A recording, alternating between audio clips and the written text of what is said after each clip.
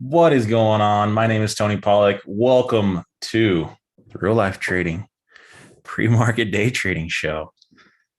Morning. Hope you had a great break. Ready to get back into 2022. Start making some money, do some trading, have some fun. Good stuff. Welcome. Flooding into the room still, so I'll give it just a few seconds here. Some people a chance to get in. And yeah, good morning. Happy New Year, my friend. Good morning. Up, what is up? As always, we'll start on some markets. We'll go from there. All right. If you've got some tickers you'd like me to look at, please feel free to throw them at me. I'll be happy to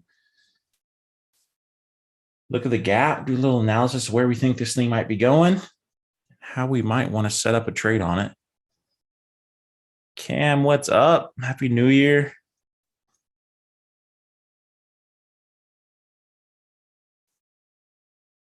John, good morning.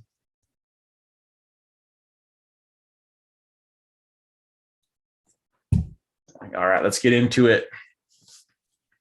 Okay, so the markets are gapping up.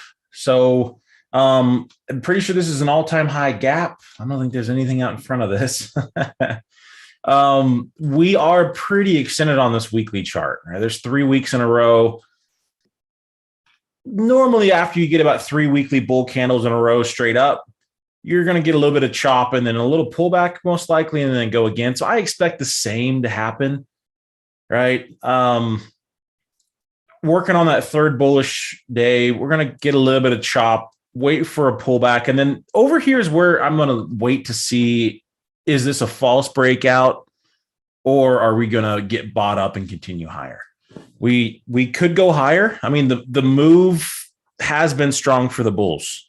Definitely. The fact that we're up above some big bear volume and continuing to push is a very bullish sign. Sorry. The only issue is that we are really extended, and it doesn't mean we're going to pull back anytime soon, but we do know a pullback is coming. We just do not know when, right? We haven't hit the 10 EMA on a monthly in a long time. Really back November. So, of 2020. So it's been a hot minute. Yeah, we're a little extended. That doesn't mean we're going to pull back in 3 days. That's not what I'm saying, but it is open. Don't be shocked if the markets do pull back a little bit. And realistically, if we do decide to pull back, 475 to 470 area is probably going to be pretty realistic. We do have a few gaps down here at 467 that need filled. I would prefer those to fill before we go higher, but we'll figure it out. All right, that's where we're at. I'm just waiting to see where the market's going to go. And that's the name of the game. Don't try to predict it. Don't try to put all your eggs in one basket. Just say, look, these are the key levels that it should hold. And if it doesn't hold this, then that means it's weak, right? Or just play it off here. Just see what it does, react, and let the markets tell you what it wants to do. But just realize, have a good idea of the bigger perspective, bigger picture of where we're at. The Qs are looking really good. This is a good gap. We're not quite in all-time highs on the Qs yet. And put in a great candle yesterday. Had a little bit of selling, got bought up pretty hard, good volume stepping in, nice gap on the Qs. I am pretty interested in the Qs today. I like this move a lot. So yeah, that's looking good. As always, again, keep throwing some tickers at me if you want me to go over it. We'll start from there. Bam Dad's jumping in. Air B and the B. Airbnb is a good gap. I like that yesterday closed up above the pivot here. So you have a nice S curve coming. We're breaking this lower high, which is a very bullish sign, right? So we have been in a nice little bear trend for the past few months. So what should have happened? We should have gone down again. What can't happen? You need to be able to hold, for the Bears, need to be able to hold that lower high. And yesterday you actually gapped down. The Bears are really happy and they got squoze out big time. Actually closed up above the pivot and now we're following through with another gap. So definitely looks bullish. It is a massive day yesterday on another gap up. So needs to pull back. Don't jump on this out the gate. If it runs without us, then it runs without us. I would let this chop around, let a few people take some profits. I would love to buy this around like 173.20. That's where I'm looking long for a day trade. If it doesn't get down there, it doesn't get down there, but that's what I'm looking for. I would want to see a little bit of profit taking out the gate, pull back, chop around, look for my entry and jump on it. That would be my preferred outcome on this. But yeah, Airbnb looks really good. Looks really, really good. I also like this for some credit spread potential happening here too. Yeah, people still piling into the room. Good morning. Good morning. Good morning. All right. Larry, my friend, what's up? See what's in the house, John. What's happening? Let's jump off to the next one. Neo is popping around, trying to bounce. It's still selling off some. You did get a nice push post-market. I guess this is pre-market now. They get a good little push pre-market, and we've fallen off of that. So this is an area we want to keep an eye on. If we get back up to it, keep an eye on the volume that comes in there, see if it's going to blow right through that or hit that and reject and be done. But that'd be a good target for the day. A little double bottom happening. We've already had a double bottom post market, and this is the same area that we rejected off of at the open yesterday. So I'm guessing this is actually probably going to chop around and go a little bit lower today, if I had to guess. But yeah, this resistance so far has been pretty tough on it. So a little inside candle, let it pull back down to some support, see if it'll go. I'm not in love with that one. I can find a different trade, honestly. There's easier trades out there. Let's see, BAC. Bank of America had a big day yesterday, really good volume. Gap and go. Right, bear candle gapping up above a pivot. That's the type of moves. Those are the type of gaps you're looking for. And a nice gap up again today. So the second gap in a row tends to fall back down, tends to fade the opposite direction of the gap. So I like it for a bull move. We're into a resistance. It's made a big move. I would let this thing just chill out. I don't know how much of a trending move it's going to have today. Maybe it does. Most of the time, they tend to just chill after another gap up the second day. mRNA. Just all over the place. That's why I hate trading pharmaceuticals. I'm never in swing trades on these things because they're just ridiculous. You know, let's just go ahead and drop 20% in 2 days and then get all the way back up in a week and then back straight back down. So it's fun for day trading though, right? Inside candle, it's pretty beat up, could go lower. I don't really know what this thing's going to do.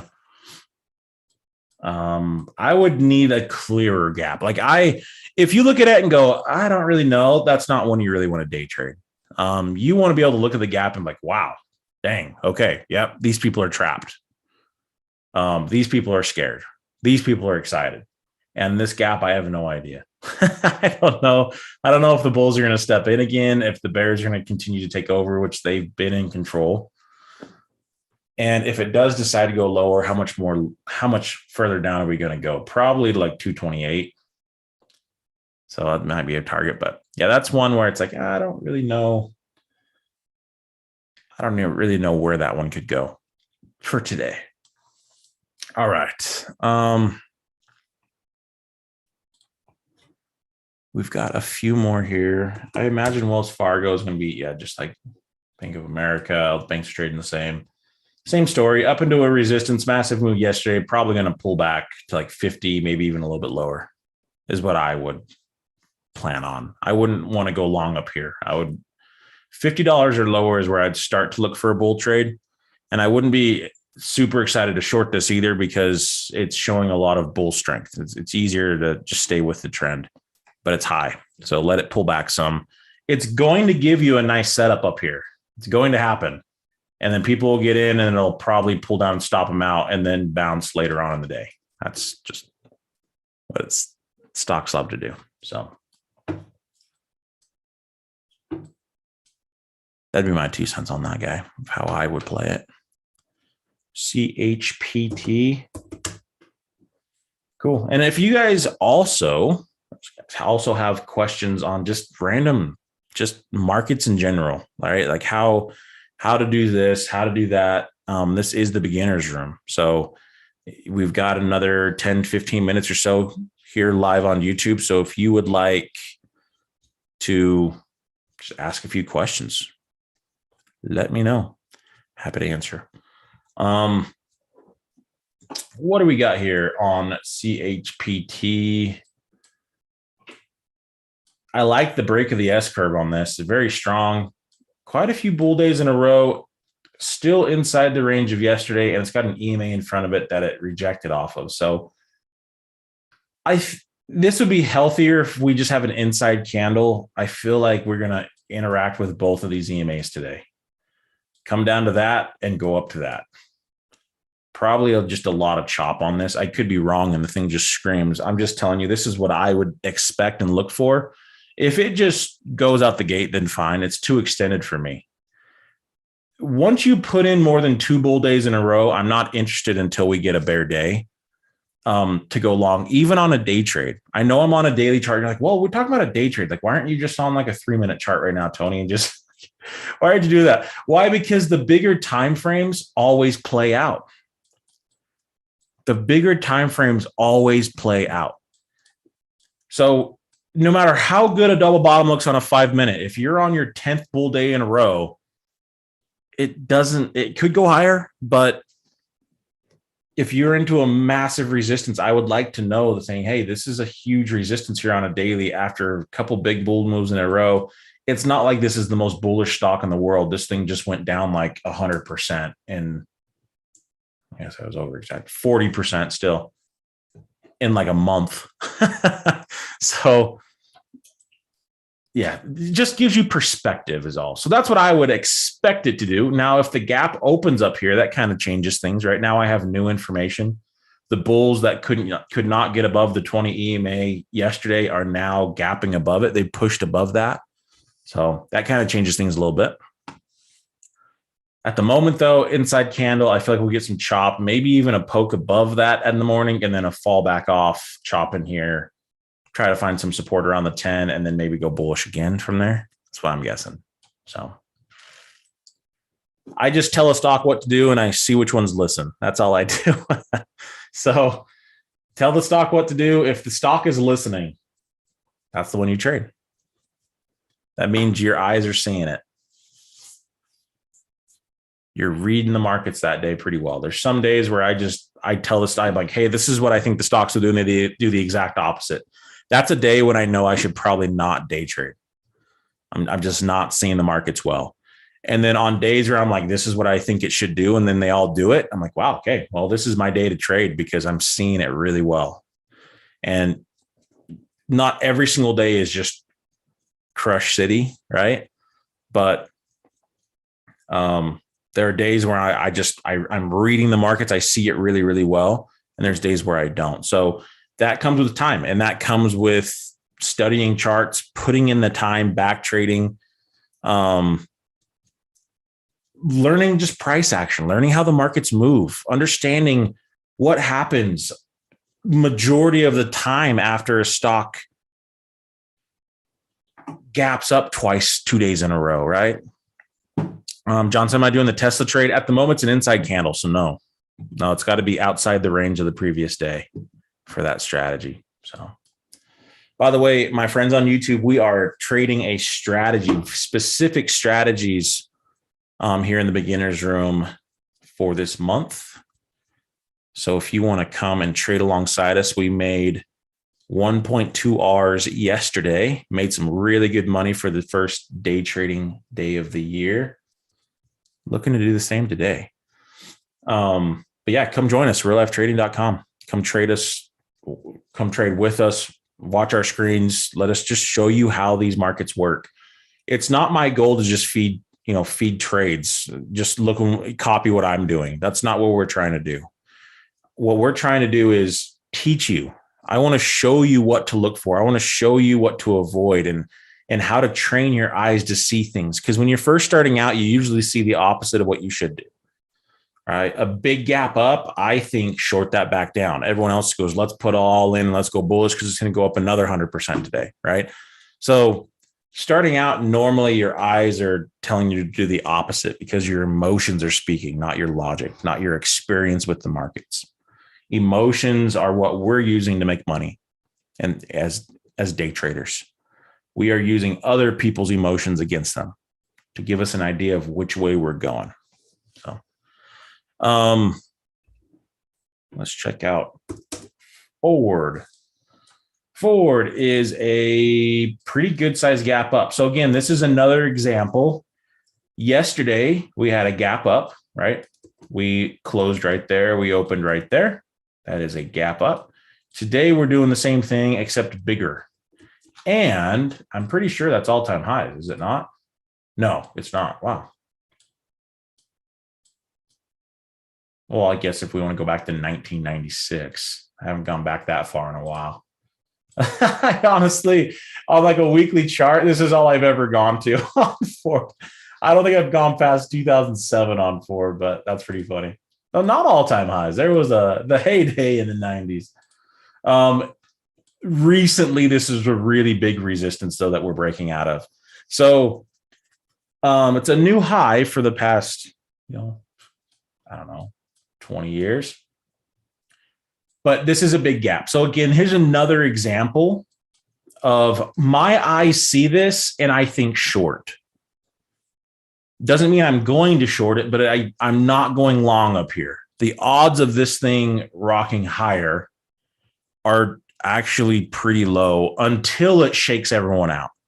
So I would love for this to pop bullish and then go lower. There's your shakeout. All the bulls got in right out the gate saying this thing's going to go to the moon, and then they all get stopped out. And then look for something maybe a little bit later on in the day. But I want to see that pop, and I'm going to try to catch that short, right? The trap, and get out somewhere down here and call it good. Stocks normally won't go to the moon without some sort of pullback. Doesn't have to. But again, this is another example of I'm going to tell Ford what to do, and let's see if it listens. If it doesn't listen, if it doesn't put in this move right here where it pops and then goes lower right out the gate, I don't want it. I'm not interested in it. So it does look very bullish. This is a really good gap above a pivot, really strong close yesterday, looking really strong. It just doesn't mean that, if you, especially long-term, today's not the day to buy. All right. Long-term, this is not it. So if you go back and just look at Ford loves to bounce off of the 10 EMA, this black EMA line on a weekly. So where should you be buying? Probably when it hits this line again, right? That's a little bit more longer term thinking.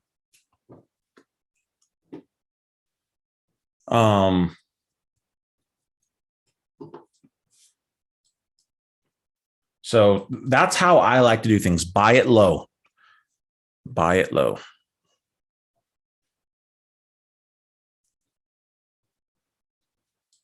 So like for a swing trade, this is where I'm interested at. Wherever this EMA gets to, and you're like, well, what if it leaves without me? Well, it leaves without you. It leaves without you then. There's nothing you can do about it. Be okay missing out on trades, because I would much rather get in on a pullback than chase something that's already made a big move and is probably getting pretty close to the top. Right? So it will come back, I promise. But with that same attitude, this is what I'm talking about. The bigger picture always plays out with a day trade. How many bulls, how many swing trading bulls are going to be jumping in on this? Some. But the people that really know what they're doing they're not jumping in on this gap right here. So I think the majority, the big money, the big move of a push is probably going to come, and it might have a nice big bull day today. And if it does, again, like I said, that's okay. I'm not going to be in it. I'm going to wait for that pullback, and then I'm going to try to find my opportunity. If I'm going to day trade this today, I want to day trade the new traders trapped. That's what I want to look to do. That's where I think the big move could come in if it sets up that way. So again, I'm just talking, right? I'm just letting you know what my brain is seeing, what I'm thinking, how I view things. Hopefully it can help you just learn a little bit more. And again, I'm not trying to be right. I'm just trying to analyze and then see if the stock listens. It's not about like, well, dang, Tony said it'd go down and it's gone up to 25 today. That's okay. I'm not going to be in it. All right. I'm just going to tell it what it should do and what I want out of it and see if it listens. Let me get on a few things here. Rockstar. Yeah, this is really interesting gap though. It is giving you some knowledge, right? This forward is very strong. It is going bullish. I'm not looking to short this long term. This gap is definitely telling me something, but it doesn't mean that I'm necessarily getting in for a swing trade or long term. And for a day trade, I want to play people that are trapped. I want to play people's emotions. And I know that new traders and people that are inexperienced will be really excited to jump in on this. Most new traders are really good at buying it. And they go, as soon as I buy it, the thing goes down. As soon as I buy it, it goes the opposite direction. Like, how many of you guys can relate to that? I know I could when I started out. And that's because they're buying on a move like this. They're buying at the top, ready for it to come back down, and they get out, and then it goes back up. All right. And it says, Tony, quick question on your stop movement, which was after two opposite candles forming and then creating a higher high. Do you use the same on gap and goes? That stop movement could be aggressive on gap and goes. After two opposite candles forming and then creating a higher high. So the higher low. Yep. Do I use the same on gap and goes? So that type of stop movement, in my opinion, is actually really conservative, right? So I think, and hopefully I'm explaining this and I'm hearing what you're asking. If not, be like, no, Tony, I mean this. But when I move my stops, it's usually after a big move higher. And then I'll get at least two bear candles in a pullback. They don't have to be in a row, but at least two bear candles. And then I wait for some consolidation and for it to get back up above this before I move my stop. This normally takes about 30 minutes to do this process of the pullback, the chop, and the higher. Normally takes around 30 minutes. I don't move my stop until we get back up above that. So this is a very conservative stop movement, in my opinion. So maybe I'm not understanding exactly what you're saying, but you're saying, is that too aggressive on gap and goes? What I do on gap and goes, I do the exact same thing. I'm just on a 1 minute chart. So it's a lot quicker of a move. So on this right here, comes down, at least two bear candles, I got it. And then we get back up to the high. Boom, there's my higher low. My stop goes there. So in this instance, this took 1, 2, 3, 4, 5, 6, 7 minutes instead of 30 minutes. So I'll still trade it because the trend is the trend, whether it's on a 1 minute chart or whether it's on a 5 or a daily. Bull trends should not take out higher lows. So that's why I put my stops. So hopefully that helps. I just use a shorter time frame on gap and goes because it should be a quicker move. And most of the time, my targets are hit without me ever having to move the stop. All right. So an instance like I know this is pre-market, but this is just an example. So if I got in on a breakout above that with my stop there, I'm getting out at 2 Rs on my gap and goes. I'm already out before I ever need to even think about moving my stop, before this S curve ever even comes in. That's what happens most of the time with that.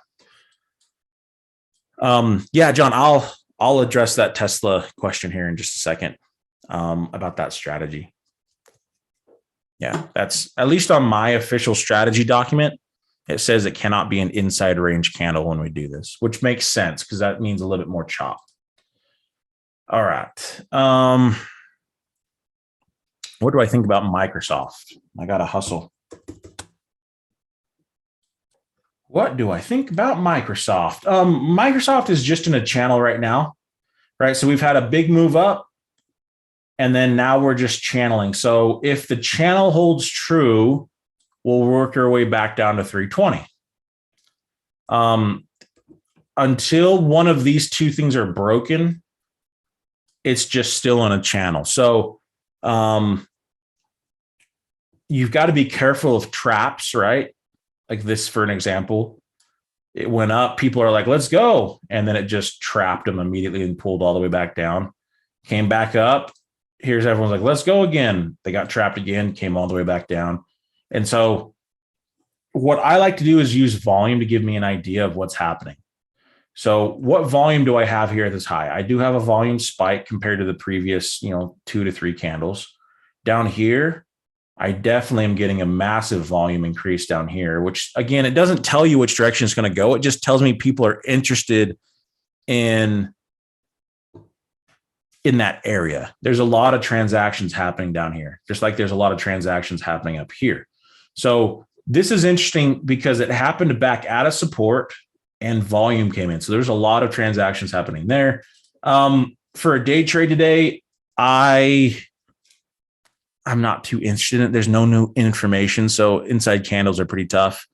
If I go to a bigger time frame, like a monthly, we're pretty up there. I mean, let's see how far away. Anytime we're above 10% above the 10 EMA on a monthly, I'm more conservative.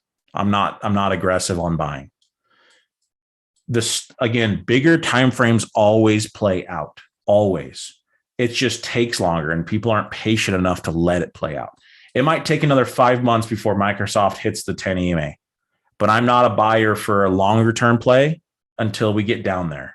Right. And that's just me. I'm a very patient trader. I am okay watching a move go from 0 to 1 million without me because I'm not going to buy high. I'm going to wait. I'm going to buy when there's blood in the streets. Right. Like Warren Buffett always says. And again, this is longer term stuff. This necessarily for me, I even do this on my swing trades. I like to buy low, but I don't swing trade very often. That's just my strategy. I'm a really patient trader. You don't have to do this. It doesn't mean you can't make money in the meantime, right? Some people are like, well, why don't you just buy it now and ride that thing up to 600? Sure. The risk with that is you're buying it very high and there's a good chance this thing's going down to 260. So it's like, well, you can just get stopped out and that's fine. All right. Have the right risk reward in place. This is just how I do it. I mainly live off of my credit spreads. And for swing trades, longer term stuff, you can see my notes. My alerts are where I'm wanting to buy. 240 to 230-ish. That's just me. So that's my thoughts. Again, Microsoft does look strong. We're just in a channel, but we are on a monthly, we are pretty extended.